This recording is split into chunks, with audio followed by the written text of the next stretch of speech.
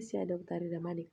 Baik, pada materi kali ini kita akan membahas peran pendidikan agama Kristen bagi remaja. Oke, ikuti mulai dari awal dengan baik, selanjutnya sesuai dengan judul materi yang akan kita bahas pada hari ini, yaitu yang berjudul pengaruh pendidikan agama Kristen terhadap remaja. Jadi untuk membahas materi ini, yang pertama yang harus kita ketahui yaitu pendidikan agama Kristen. Pendidikan agama Kristen adalah usaha sadar dan berencana untuk meletakkan dasar Yesus Kristus. Dapat dalam kitab 2 Korintus 3 ayat 12. Dalam pertumbuhan iman Kristus dengan cara mewujudkan suasana belajar dan proses pembelajaran agar peserta didik secara aktif mengembangkan potensinya untuk memiliki kekuatan spiritual keagamaan, yaitu melandaskan pengendalian diri, kepribadian, kecerdasan, alat mulia, serta keterampilan yang diperlukan di dunia dan masyarakat. Adapun pengertian pendidikan agama Kristen menurut Al-Quran, yang pertama itu menurut Hieronymus 3:5-20. Pendidikan agama Kristen adalah pendidikan bertujuan mendidik jiwa hingga menjadi baik Tuhan. Karena itu, haruslah kamu sempurna sama seperti Bapamu yang di surga adalah sempurna. Terdapat dalam kitab Matius 5 ayat 42. Dan yang kedua itu menurut Agustinus 345-430. Pendidikan agama Kristen adalah pendidikan yang bertujuan mengajar orang supaya melihat Allah dan hidup bahagia.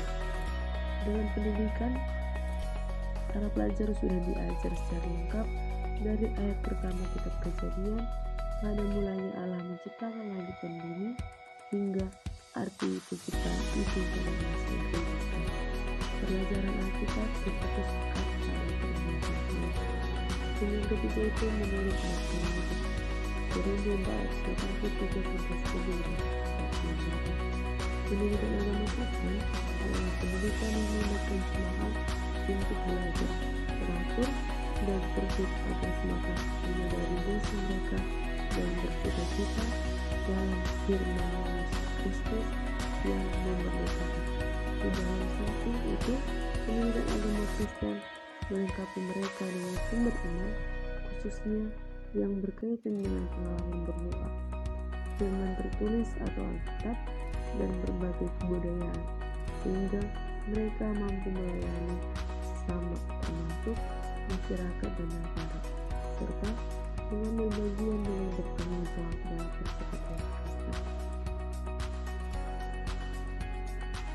Setelah mengetahui pengertian dari pendidikan agama Kristen, selanjutnya kita akan membahas tentang remaja.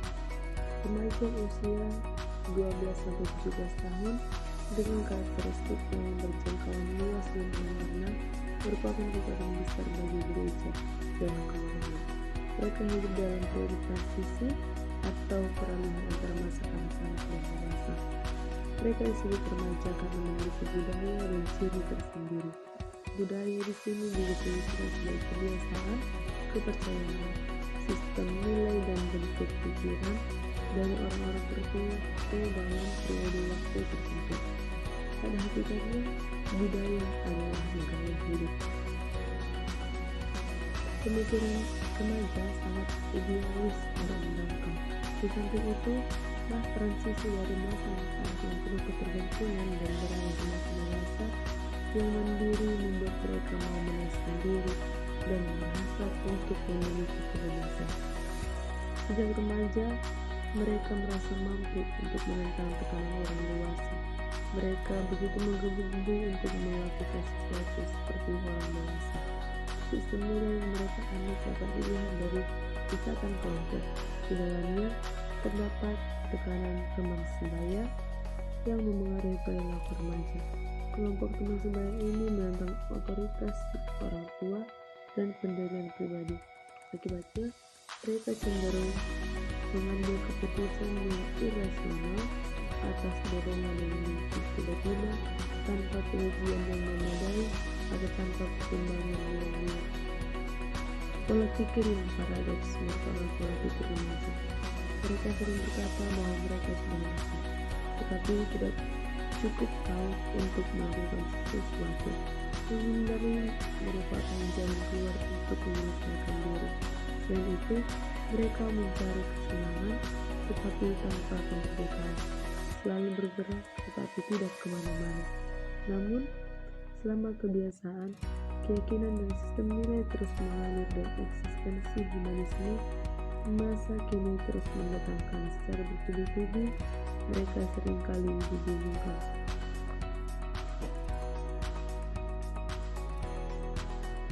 Adapun respon yang dapat kita berikan kepada mereka yang pertama itu membangun filosofi yang alkitabiah dan konstruktif untuk melayani. Dan yang kedua, membuka diri untuk menerima gaya hidup mereka dengan mendorong sisi-sisi positif yang mereka miliki. Dan yang ketiga, kenali gaya hidup mereka yang berbeda karena tempat dan tidak dapat disatukan dalam satu bentuk. Shalom buat kita semuanya. Selamat pagi. Hari ini saya menjelaskan materi kita pada pagi hari ini yaitu bagaimana Kristus dengan cara memberikan suasana belajar dan proses pembelajaran agar peserta didik serta aktif mengembangkan potensinya untuk memiliki kepala spiritual dan keagamaan. Selanjutnya itu ada pun pengertian pendidikan agama Kristen menurut para ahli. Yang pertama itu menurut Hieronymus tahun 345 sampai 420.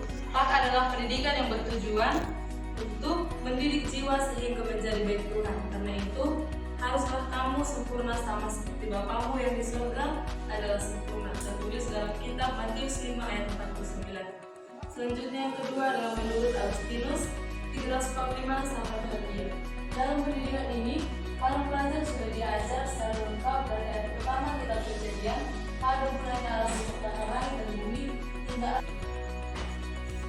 tujuan pendidikan agama Kristen yaitu secara iman Kristen. Tujuan pendidikan agama Kristen adalah yang pertama, iman sebagai kepercayaan atau belief. Yang kedua, iman sebagai keyakinan ataupun yang disebut sebagai prinsip. Yang ketiga, iman. Yang pertama, dengan adanya PAK, gereja dapat menyampaikan Injil kepada anak-anak dan pemuda-pemuda yang sulit dikumpulkan dalam PAK. Dari materi yang saya jelaskan, di sini saya akan membentuk tiga kelompok, sebanyak 3 kelompok, yang dimana ada 3 pertanyaan. Jadi di sini saya akan membagi menjadi 3 kelompok.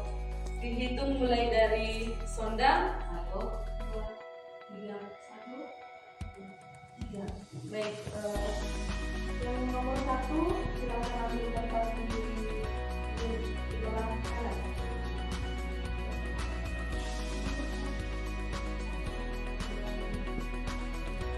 Nomor 2, yang kelompok 2 di sebelah sini kiri.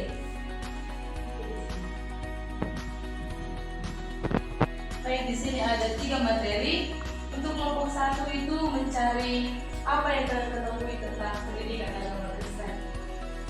Apa yang kalian ketahui tentang pendidikan agama Kristen. Untuk kelompok 2, bagaimana penerangan pendidikan agama Kristen bagi remaja dan pemuda. Bagaimana penerangan PAK bagi remaja dan pemuda. Berapakah sebetulnya soalnya? Bagaimana penerangan PAK bagi remaja dan pemuda. Baik, untuk kelompok 3, masalah-masalah yang dihadapi penyelenggara di sekolah. Contohnya guru, apa masalah yang dihadapi guru itu untuk mengatasi tindakan siswa di sekolah. Berikan waktu 30 menit untuk mencari jawaban.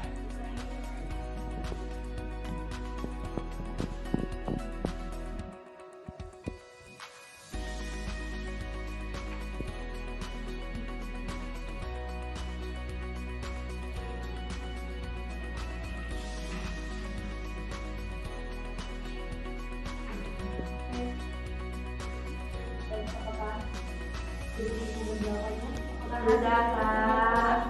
Sudah diterapkan? Sudah. Oke, baiklah. Saya persilakan untuk kelompok 1 menjawab apa yang kalian ketahui tentang pendidikan agama Kristen. Pendidikan agama Kristen adalah usaha sadar dan terencana untuk meletakkan dasar Yesus Kristus, terdapat dalam 2 Korintus 3 ayat 13. Dalam bertumbuh iman Kristus dengan cara mewujudkan suasana belajar dan proses pembelajaran agar peserta didik secara aktif mengembangkan potensinya untuk memiliki kekuatan spiritual keagamaan, yaitu melandaskan pengendalian diri, kepribadian, kecerdasan akhlak mulia, serta keterampilan yang diperlukan dirinya dan masyarakat. Oleh karena Kristen adalah pengikut Kristus, pendidikan adalah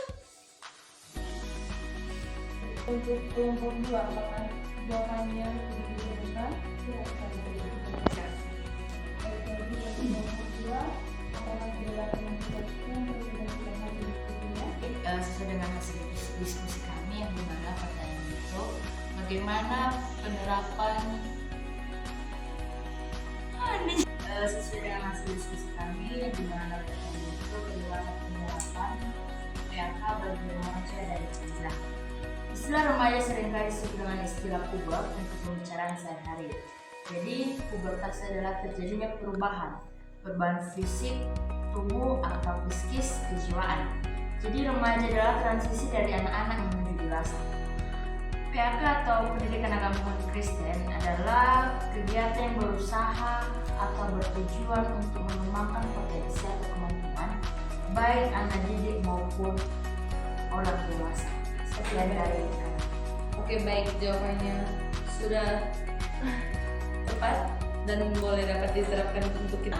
Kita telah mendengarkan penjelasan dari kelompok 1 dan kelompok 2. Selanjutnya untuk kelompok 3, apakah sudah selesai berdiskusi dan jawabannya sudah dapat diterangkan dari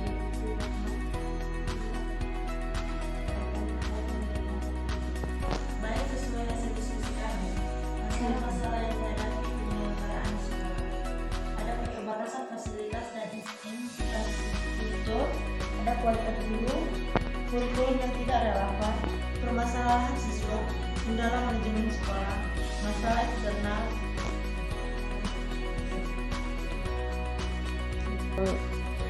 Oke, jawaban dari kelompok 3 sudah cukup bagus, tapi di sini saya ingin kelompok 3 untuk memberikan suatu tanggapan atau solusi bagaimana kita menanggapi atau memberikan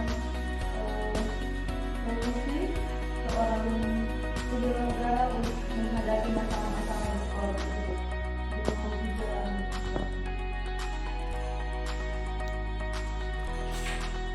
Baik, materi kita pada pagi hari ini telah selesai. Terima kasih atas kerjasamanya. Untuk menutup materi pembelajaran kita pada hari ini, saya meminta untuk kasih Hia untuk memimpin dalam doa.